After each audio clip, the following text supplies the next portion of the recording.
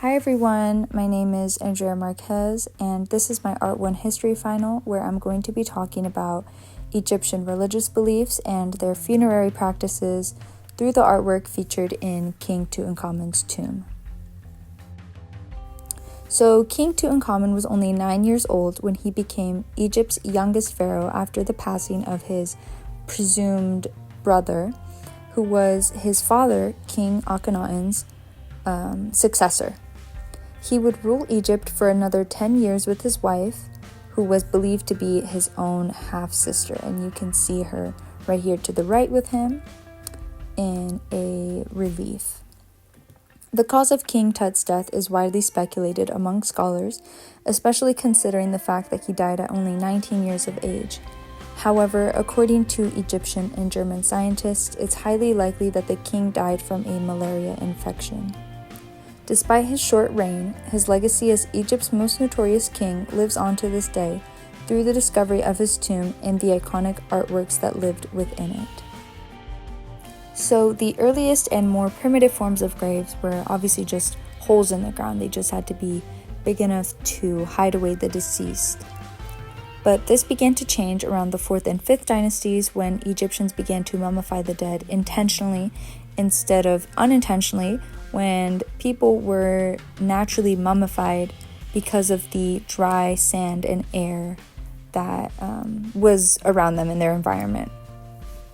Eventually, ancient Egyptian burials became far more elaborate, and they would go on to create pyramids with tombs underneath for the kings and other high-ranking officials.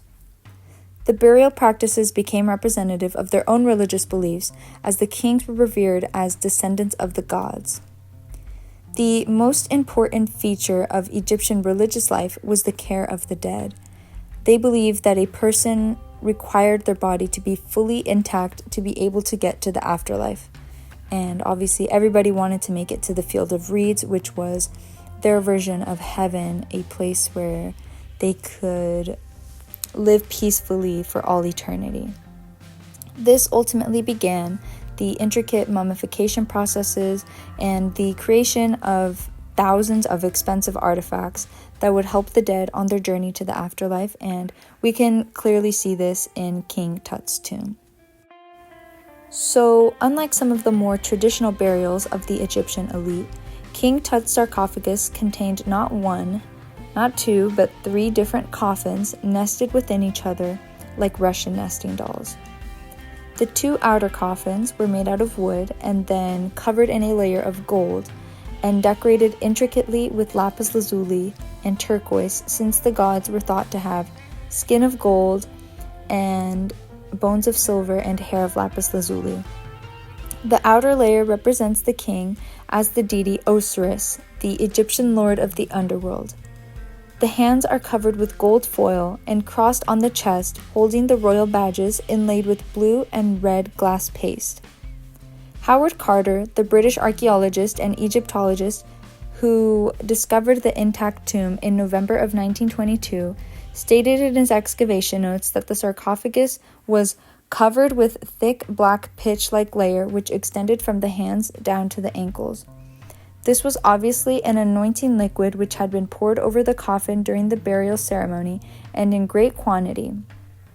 The innermost coffin was made of pure gold and in a form of a mummy weighing 110 kilograms or around 250 pounds.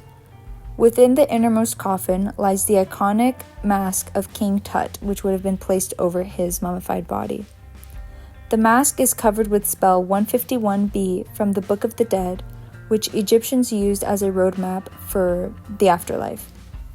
This particular spell protects the various limbs of Tutankhamen as he moves into the underworld because, like I previously mentioned, they had believed that the body needed to be fully intact to properly make it to the afterlife. Another artifact that was found within King Tut's tomb was the statue of Anubis. Anubis, often depicted as a jackal-headed man, was a very iconic funerary god. He was the god of death, the afterlife, and of funerary practices. He is arguably one of the most commonly represented deities in Egyptian art, and is often depicted with the color black for skin, symbolizing regeneration, and the Nile River's fertile soil. When the iconic statue was found, it was wrapped in a linen cloth with only the head peeking out. And when I first saw this picture, all I could think of was how scary it must have been for the people who were excavating the site to come across the jackal, just because of its very protective stance. The statue is made from wood lined with stucco and tar, and the inner part of the ears, eyeliner, and bands around the neck are covered in gold, with the eyes being made of calcite and obsidian. Given the fact that the statue was located at the entrance of the treasure room with its nose pointed towards the funerary chamber, along with its protective stance, it's clear to see that even King Tut realized he would need the protection of Anubis in his journey to the afterlife. The last interesting art piece that we'll be looking at is King Tut's dagger. When you look at it, you can clearly see that it is a beautifully crafted weapon. It features a gold haft, which is the handle, and it has beautiful and intricate patterns like little chevron patterns and these dark blue stripes that go all the way down the haft. At the end is the pommel, which is made out of crystal. The sheath of the blade is also made of gold and also has some intricate patterns. There were other blades and daggers that were excavated from King Tut's tomb that would have been traditionally used during the Egyptian opening of the mouth ceremony. This ceremony was one of the most important parts of the burial process besides the actual mummification, since it transformed the deceased into an Ankh, which means spirit. The actions of the ceremony would depend on the person it was being performed on, but typically there were about 75 different acts that needed to be completed. In this case, the dagger would have been used during the part where the priest would touch the deceased eyes and mouth, which would allow the spirit to see, speak, hear, breathe, and receive food and drink offerings for all of eternity in the afterlife. The most interesting fact about this dagger is that the high nickel content in the blade is indicative of meteoric origin. Since it was from a meteor, the Egyptians would have had to smelt iron, which was extremely uncommon during this time, as evidence of iron smelting in Egypt isn't dated back until 6th century BC, but King Tut died around 1324 BC, more than 1,000 years before. Iron objects also typically only served for artistic, ornamental, ritualistic, or ceremonial purposes, which made iron far more valuable than gold at the time. The dagger not only shows the amazing craftsmanship of the Egyptians, but also showcases their devout faith in their religious beliefs. And that concludes our small exploration of King Tut's tomb and the amazing artistic achievements of ancient Egyptians.